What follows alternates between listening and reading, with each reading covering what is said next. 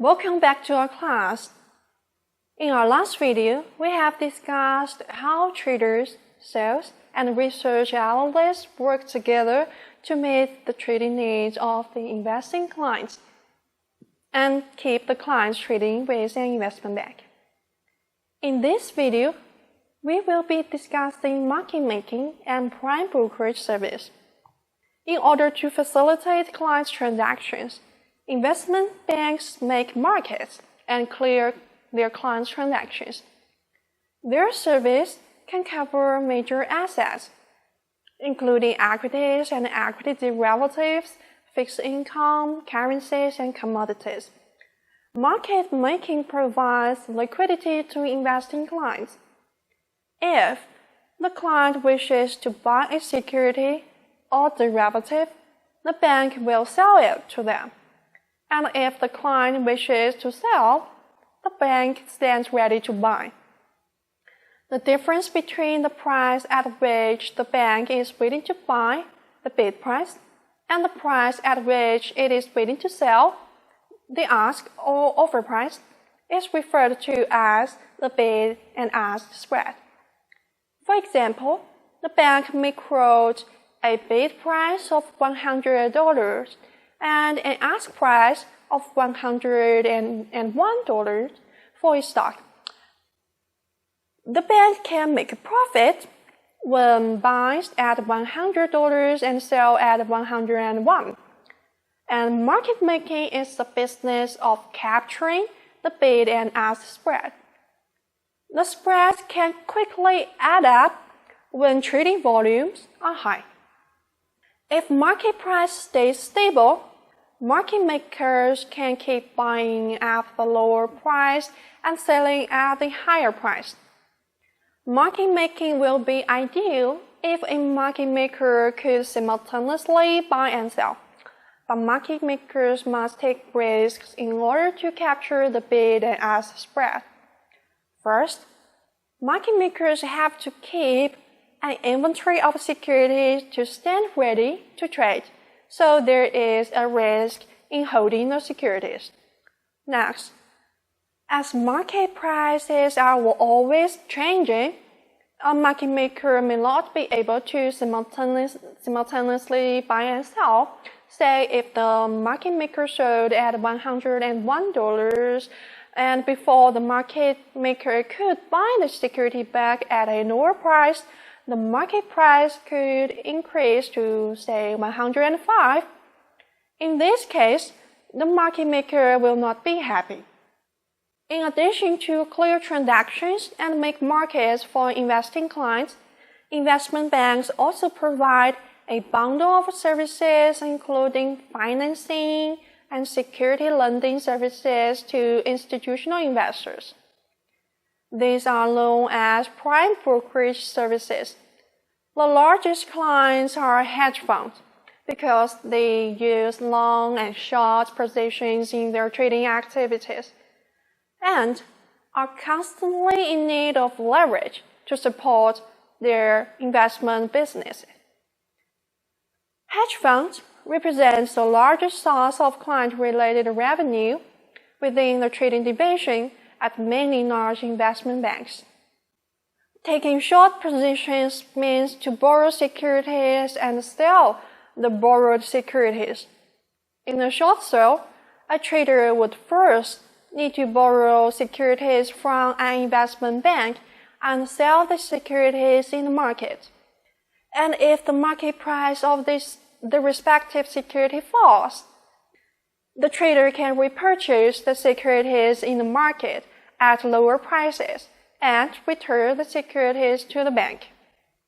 One motivation to borrow securities is to speculate that the prices of a security will fall. Another motivation to borrow securities is to hedge risk exposures in that security. For example, a hedge fund may take a short position in the stock of a company to hedge its long position in convertible bonds of the same company. When a trader sells the borrowed securities in the market, the ownership of the security is transferred to the party that the borrower sells the stock short to. So in case of a cash dividend, the trader will not receive the dividend. But the lenders of securities still have claims on the securities. So, in case of a cash dividend, the short seller must pay to the lender a cash amount that is equal to the dividend. Many large institutional investors own sizable blocks of securities that they expect to hold for an extended period of time. For example, pension funds, mutual funds, and other institutional investors. These investors are willing to lend their securities for a profit. The prime brokers stand as an intermediary between hedge funds and the lending institutions.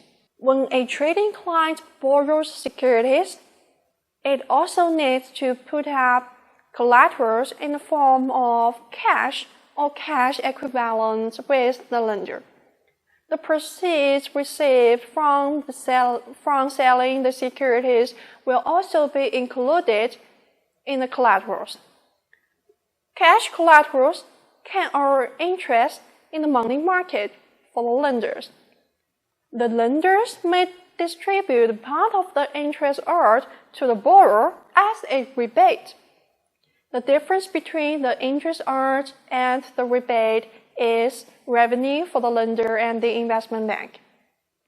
For example, if cash collateral can earn an annualized interest of 4%, the lender may pay a rebate to the borrower at 3.5%, and the 0.5% difference will be kept by the lending institution and the investment bank. Besides lending securities to trading clients, investment banks can also lend cash to clients who want to leverage their investment. There are commercial banks with cash on hand waiting to lend for an interest, and investment banks stand ready as intermediary between the commercial banks as lenders and hedge funds as borrowers. And the spread on financing constitutes revenue for investment banks. When an investing client borrows money to purchase securities, an investor is said to be buying on margin. A client needs to set aside a cash margin account as collateral to prepare for potential market risks. For example, in case the market price of the respective security falls, a client may receive a margin call to top up its margin account. If a client was unable to meet its margin call, its securities may be liquidated to prevent the lending institutions from suffering losses. Margin calls by investment banks against hedge funds can increase the level of volatility in the market, and the liquidation of investing accounts can cause additional downward pressures on market prices, which lead to subsequent liquidation events. In this case, we have what is called a short squeeze. Investment banks' prime brokers once blew up several hedge funds and increased the volatility of the market when rapidly liquidating hedge fund portfolios. For example, a London-based hedge fund, Peloton Partners, took a short position in lower tranches of subprime MBS and a long position in senior tranches of MBS in year 2007. This was a very successful strategy when credit risk of the subprime mortgages exploded in the last financial crisis. This strategy generated an 87% return for Peloton, but in year 2008, Peloton decided that there was no additional downward pressure on subprime securities and revised its investing strategy by going long the subprime tranches and short the senior tranches.